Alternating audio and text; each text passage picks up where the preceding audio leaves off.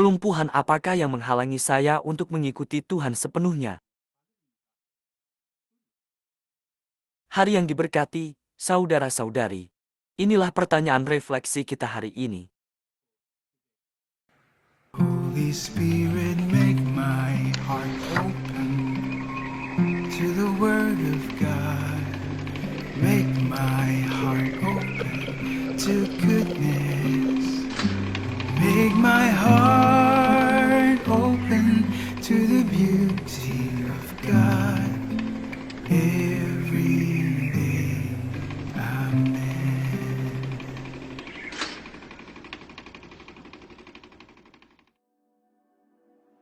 Seorang lumpuh dibawa kepada Yesus.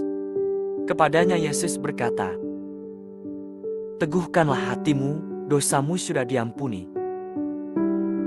Namun, orang-orang Farisi merasa tersinggung, karena Yesus tampak mengambil alih wewenang untuk mengampuni dosa, yang menurut mereka hanya dimiliki oleh Allah. Untuk membuktikan kuasanya, Yesus berkata kepada orang itu, "Bangunlah, angkatlah tempat tidurmu, dan pulanglah ke rumahmu." Orang-orang Farisi gagal melihat bahwa Yesus sedang menyembuhkan orang itu dengan mengampuni dosanya.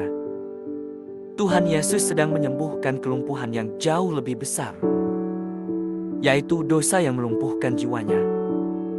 Kesembuhan jiwa adalah pemulihan hubungan kita dengan Allah. Itulah sebabnya orang itu terlebih dahulu diampuni dosanya, sehingga ia memperoleh damai yang baru dalam hatinya, dan kesempatan baru untuk menjalani hidup yang benar. Yesus seringkali menegaskan bahwa penyembuhan seperti ini yang lebih penting daripada kesembuhan fisik. Yesus mengetahui apa yang ada di dalam hati orang-orang Farisi. Jadi dia terlebih dahulu mengampuni dosa orang itu.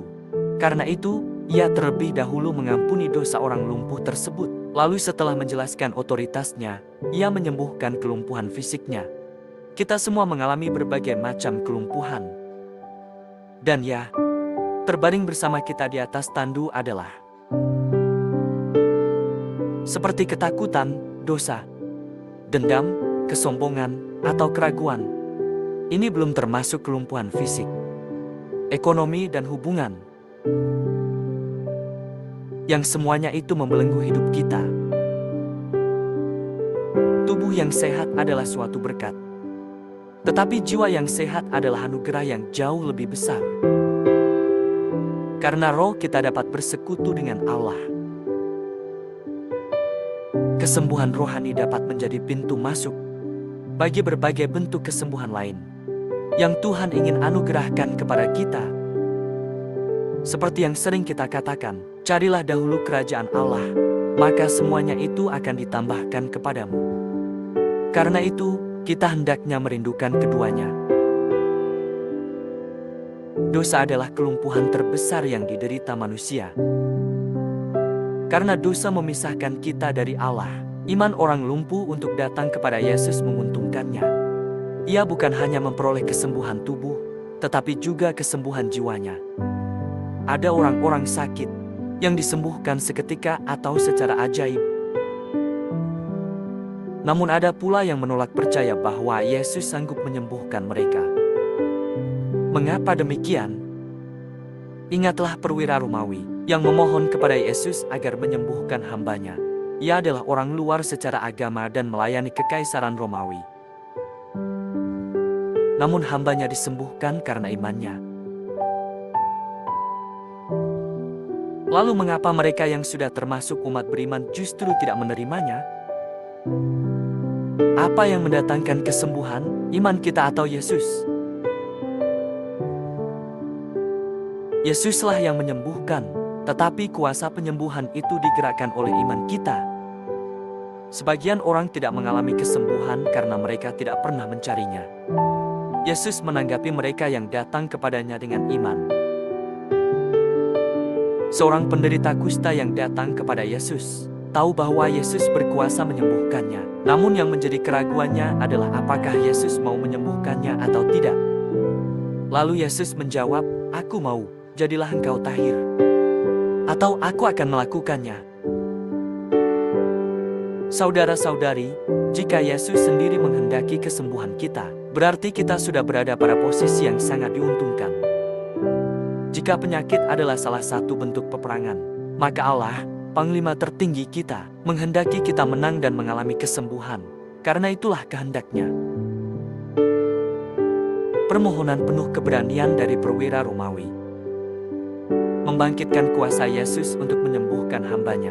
Iman yang sederhana dari Petrus dan para murid membawa kesembuhan bagi ibu mertua Petrus. Sesudah peristiwa itu, banyak orang datang kepada Yesus dari berbagai tempat untuk disembuhkan. Lalu mengapa orang yang sudah berada di dalam iman justru gagal menerimanya? Yesus menyembuhkan, mulai dari sakit kepala yang sederhana hingga penyakit yang tampaknya tidak memiliki harapan. Jangan pernah membatasi Allah dengan kelemahan kita sendiri. Mereka yang sungguh-sungguh mencari akan menemukan Allah. Bahkan pada zaman sekarang pun, kesembuhan dan mukjizat masih dapat terjadi di tengah kehidupan yang biasa-biasa saja. Seperti yang dinyatakan Maria dalam Magnificat, ia telah menolong Israel, hambanya. Karena ia mengingat rahmat-Nya kepada Abraham dan kepada keturunannya untuk selama-lamanya. Allah tidak melupakan umat-Nya. Ia sedang menggenapi janji-Nya kepada Abraham dan para nabi. Ia terus menghadirkan keselamatan melalui Yesus, bahkan sampai hari ini. Apakah saya bersedia bangkit dan berjalan dengan menanggapi rahmat Allah melalui hidup yang diperbarui? Kalau demikian, kita harus memutuskan untuk menyerahkan segala kelumpuhan yang masih kita pelihara karena ketakutan dan rasa tidak mampu.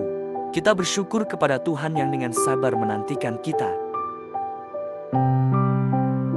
Marilah kita berdoa dalam nama Bapa dan Putra dan Roh Kudus. Amin.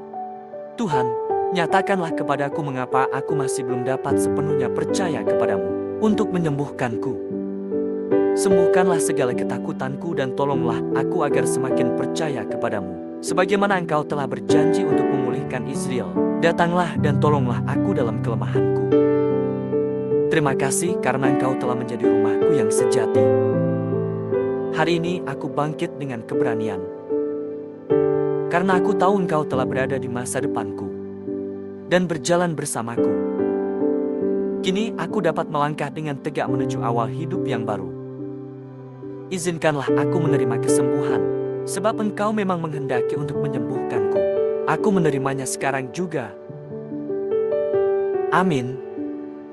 Dalam nama Bapa dan Putra dan Roh Kudus. Amin. Tuhan memberkati keluarga Anda saudara-saudari. Tuhan memberkati Gereja Katolik kita dan Couples for Christ.